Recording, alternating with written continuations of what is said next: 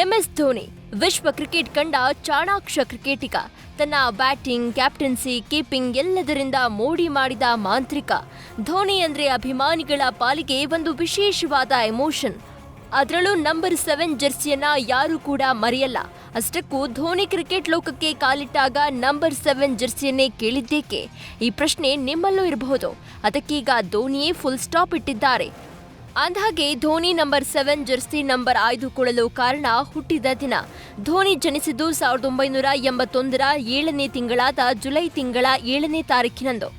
ಹೀಗಾಗಿಯೇ ಧೋನಿ ನಂಬರ್ 7 ಜೆರ್ಸಿಯನ್ನ ಆಯ್ದುಕೊಂಡ್ರು.